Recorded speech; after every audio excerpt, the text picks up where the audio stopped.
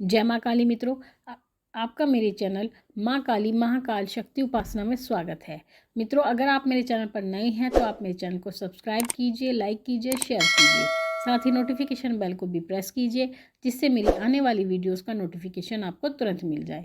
मित्रों, आज की जो जानकारी है वो बहुत ही महत्वपूर्ण है। वो जानकारी है गणेश जी के बारे में।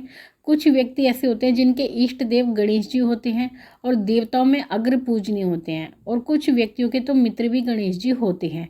क्योंकि गणेश जी का जो स्वभाव होता है वैसे तो बहुत ही नर्म होता है, लेकिन कभी कभी क्रोधित भी ये हो जाते हैं, गुस्सा भी इनको बहुत आता है। जैसा कि सभी जानते हैं कि जब गणेश जी को माँ पार्वती ने पहरे पर बिठाया था तो उन्होंने भोलेनाथ को भी अंदर बिल्कुल नहीं जाने दिया था, गुफा में अंदर नहीं जाने दिया था। तो इसी कारण से इनका क्रोध पता लगता है कि गणेश जी को क्रोध भी बहुत आता है, और वो अपने पिता से ही कहते हैं सामना उन्होंने कर लिया था। तो ऐसी परिस्थिति में आपको ये ध्यान रखना चाहिए कि गणेश जी को हमें क्या चढ़ाना चाहिए और क्या नहीं चढ़ाना चाहिए, कौन सी वस्तुएं उन्हें पसंद है, कौन सी नहीं पसंद है। अगर गणेश जी आपके इष्ट देव हैं तो ये जानकारी आपके लिए बहुत ही महत्वपूर्ण है। वीडियो को आप पूरा सुनिएगा। देखिए, अगर आप गणेश जी की पूजा करते हैं तो आपको गणेश जी को बेलपत्र, दुर्वा और शमी के पत्ते जरूर चढ़ाने चाहिए, क्योंकि ये इनको बहुत ही प्रिय होते हैं। और गणेश जी को लाल रंग बहुत पसंद है, लाल पुष्प बहुत पसंद होता है। और जो अगर हम बात करें विशेष रूप से इन्हें गुड़हल का पुष्प बहुत ही पसंद होता है। और जो इनका पसंदीदा भोजन है, जिसे कहते हैं इनका भोग जो है, वो है बूंदी के लड्डू। इनको बूंदी के लड्डू और मोदक बहुत ही प्रिय होते हैं। इनको लाल पीले और वस्त्र बहुत पसंद होते हैं, यानी लाल पीले और वस्त्र जो होते हैं वो बहुत ही पसंद होते हैं। गणेश जी का जो चंदन है, जो प्रिय चंदन है, वो रक्त चंदन है। रक्त चंदन यानी लाल चंदन का तिलक गणेश जी को बहुत ही प्रिय होता है। और इनके जो पुत्र होते हैं वो पुत्र हैं इनके शुभ और लाभ। जो भी गणेश जी की पूजा करते हैं और जो गणेश जी को मनाते हैं उनके घर में शुभ कार्य अवश्य होते हैं, और जो भी कार्य वो प्रारंभ करते हैं व्यवसाय से संबंधित तो उनको उसमें लाभ ही लाभ होता है। तो इतना प्रभाव गणेश जी की पूजा का होता है। और गणेश जी की जो पूजा की जाती है वो बुधवार के दिन की जाती है। गणेश जी की पूजा में आपको ये विशेष रूप से ध्यान रखना है कि गणेश जी की पूजा में आपको काले और नीले वस्त्रों का बिल्कुल भी प्रयोग नहीं करना है। ना ही आपको इनको कोई भी नीले रंग का पुष्प चढ़ाना है, ना ही नीले और काले रंग का वस्त्र चढ़ाना है। ये आपको विशेष रूप से याद रखना होता है। एक गणेश चतुर्थी आती है जिसको कलंक चतुर्थी भी कहते हैं। इस दिन आपको चंद्र दर्शन नहीं करना चाहिए। बाकी गणेश चतुर्थी हर महीने आती है, आप इनका व्रत रख सकते हैं, और मास में एक बार आती है। तो आपको ये इनका व्रत बहुत फलदायी होता है, तो आप इनका व्रत रख सकते हैं। गणेश जी को आपको ये ध्यान रखना है, कभी भी आपको तुलसी पत्र नहीं चढ़ाना चाहिए। जैसा कि आप जानते हैं अधिकांश से तुलसी पत्र सभी देवता स्वीकार कर लेते हैं, लेकिन गणेश जी तुलसी पत्र बिल्कुल भी स्वीकार नहीं करते हैं। गणेश जी को आपको कभी भी सफ़ेद वस्त्र नहीं चढ़ाना चाहिए, ये भी आपको विशेष रूप से ध्यान रखना है।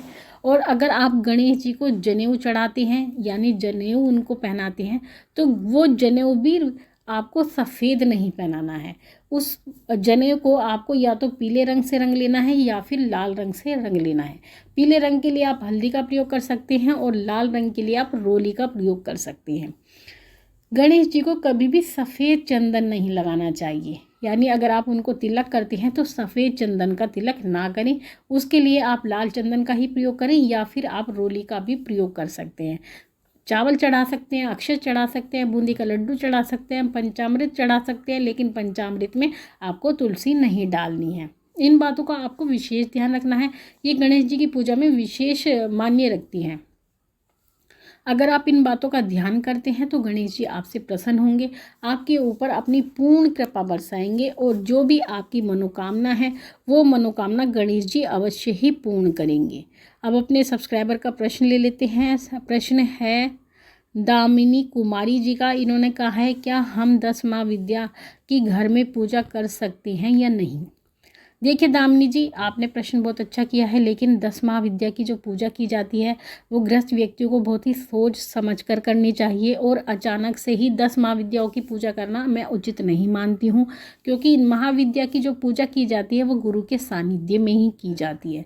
तो अगर आपके गुरु हैं और आपको उनका सानिध्य प्राप्त है तो आप 10 महाविद्या की पूजा घर में कर सकती हैं, अन्यथा सोच विचार ले पहले।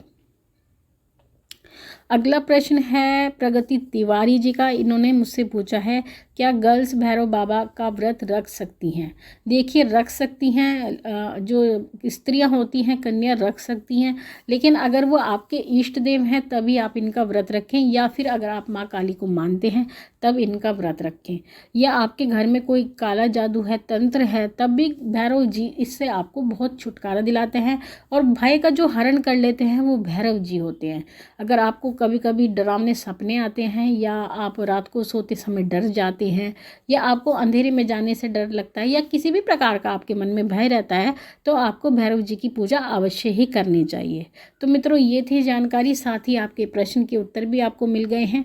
माँ भगवती से यही प्रार्थना करती हूँ कि वो आपके भंडारे भरती रहे, आपकी सभी मनोकामनाओं को पूर्ण करती रहे। आपसे फिर मिलूंगी अपनी अगली वीडियो में, तब तक के लिए जय महाकाली, जय महाकाल।